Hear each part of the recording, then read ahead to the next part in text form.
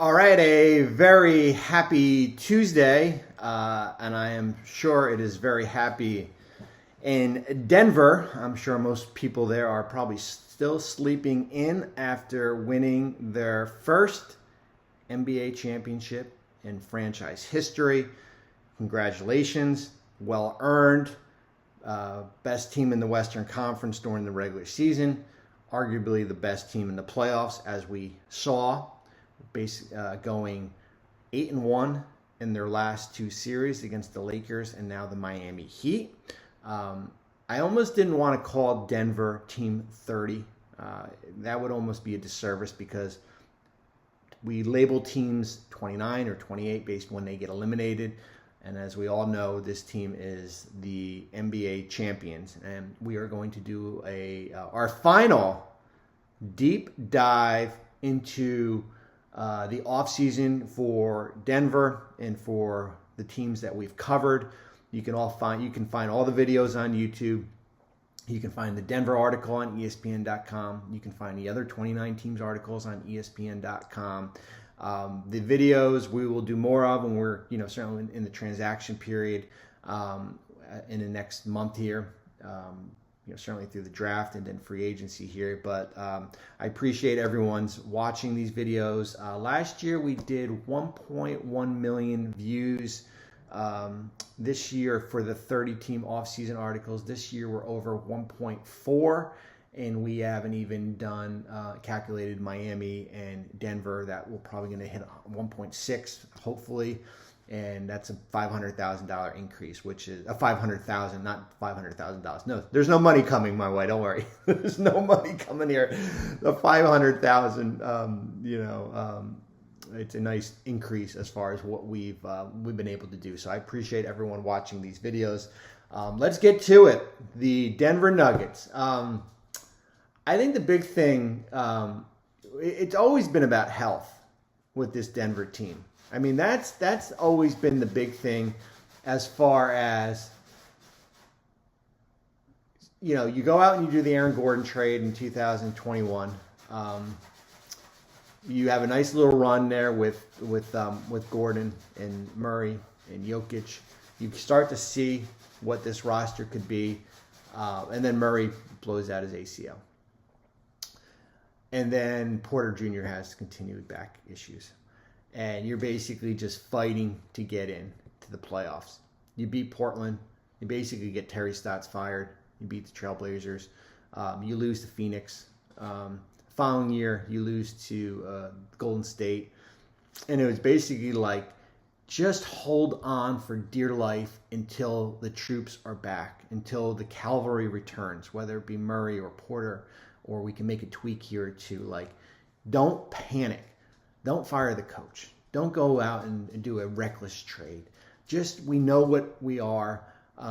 We just need to get healthy. It's almost like where the Clippers are. Like, we just need to get healthy. We need a couple breaks here and there. We need to go out and get Kentavious Caldwell-Pope. We need to go out and get Bruce Brown. And they did, and they made it through the playoffs healthy. And here they are, the NBA champions. And I think what it shows you is that you just have to have a little patience. I know sometimes that's not what teams want to do. And I know sometimes ownership dictates a lot of it. And you want to have a rotating door of head coaches.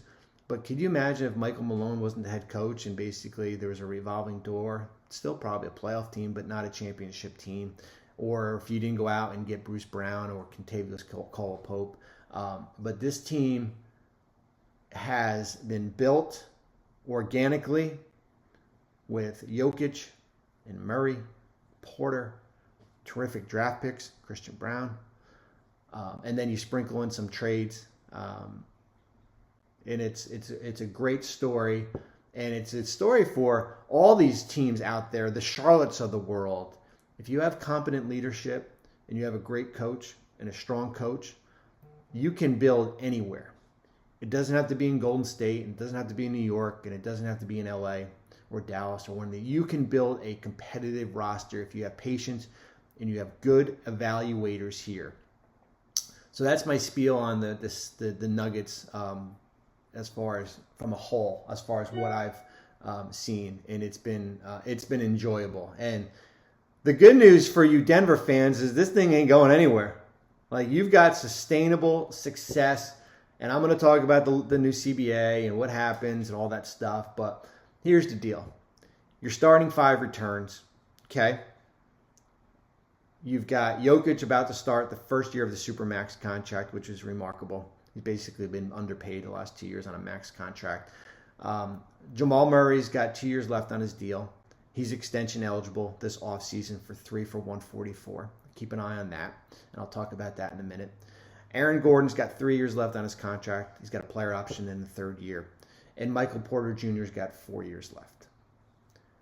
Contavious Caldwell-Pope, 2 years left. He signed that extension last offseason. He's got a player option for next year. So you are going to run back this group, okay? You are positioned for sustainable success. Now, after that is probably a video for next year, but I'll touch on that here. And I say, I said, if there is a concern, it comes with the new CBA and impact it has with the Nuggets' ability to build depth around their core players. Denver is only the second team. Phoenix is the other. And we see what's happened with Phoenix with their depth. With 3 max players, Murray, Porter, Jokic, and they owe Charlotte, Orlando, Oklahoma City first in the future here. I'll talk about that in a minute. And they could lose Bruce Brown and Jeff Green to free agency. So that means, how do you tweak, or how does your bench get better? And it starts with Christian Brown, starts with Peyton Watson, who they drafted last year, who I'm expecting big things from. It starts with their 2 second-round picks, 37 and 40. It starts with bargain shopping in free agency here. And that is a reason why Calvin Booth went out and did the trade with Oklahoma City, which is, I don't expect it to be finalized until the night of the draft, because it gives Denver another year. So basically the 7-year rule now goes out to 2030. I'm sure that pick rolls over to that year based on the protection here. So that is how you build under this new collective bargaining agreement. When you don't have your $5 million tax mid-level exception, you develop, you draft, you retain, and eventually you will have hard choices to make. Maybe 2 years from now, we're talking about Michael Porter Jr. as far as having to move off him. Maybe it's Aaron Gordon 3 years from now. You're going to have to make a decision. As I said in the Miami video, what this new CBA does is it allows you to still order off the menu, okay? But instead of ordering the steak and the lobster and a salad and a nice dessert, you're only going to be able to pick the steak. So the lobster is Bruce Brown, okay?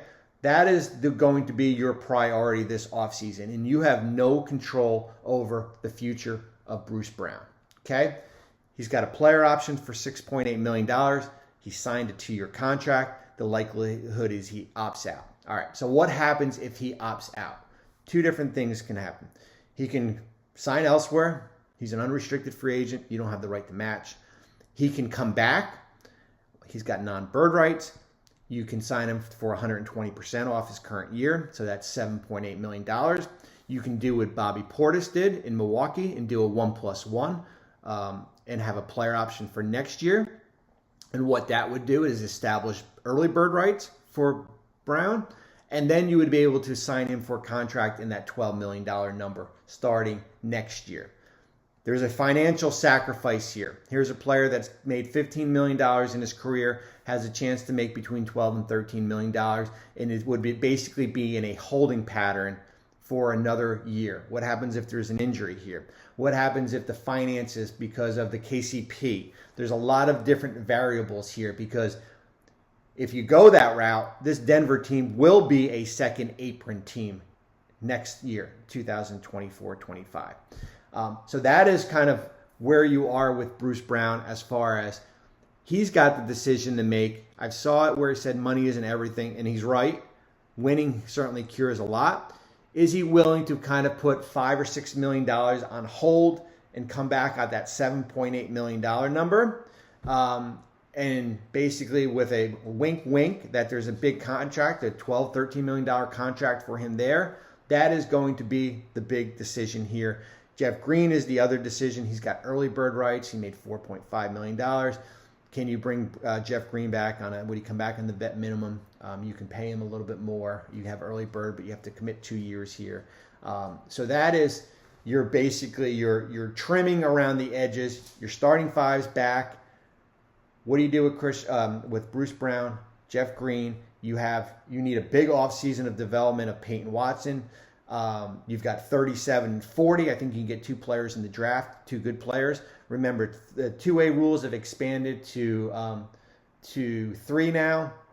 You do not have to use one of your exceptions to sign your second-round pick because now there is a new second-round exception rule here. So things are lining up for Denver to have sustainable success, at least in the short term. Okay, Murray is extension eligible for 3 for $144.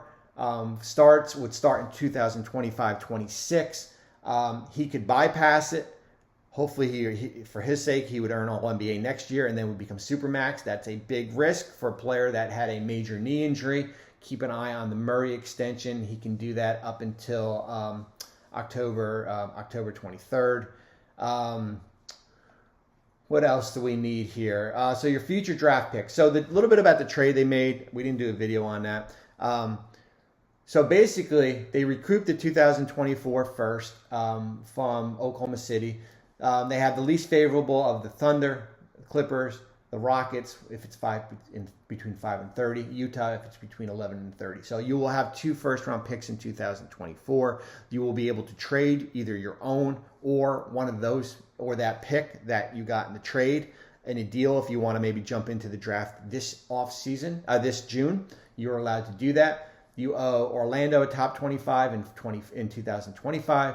You owe the Thunder a 2027 first, top 5 protected. You owe the Thunder a 2029 protected. We haven't seen the protection yet on that because, as I said, that trade is likely not going to happen the night of the draft. You've got 3 future picks available, seconds available also to move in a deal. So that is kind of it in a nutshell as far as when it comes to Denver.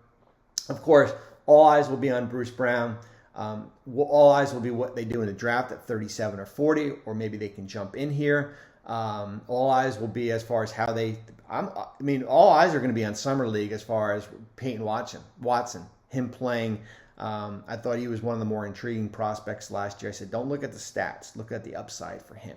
And I think that's going to be your next big wing. That's probably your big free agent addition unless you bring back Bruce Brown. And then you've got some veteran minimums contracts you've got to figure out. So that's it. Congratulations to Denver, world champions, well-deserved, and we will talk soon. Thanks for watching ESPN on YouTube. For live streaming sports and premium content, subscribe to ESPN Plus right now.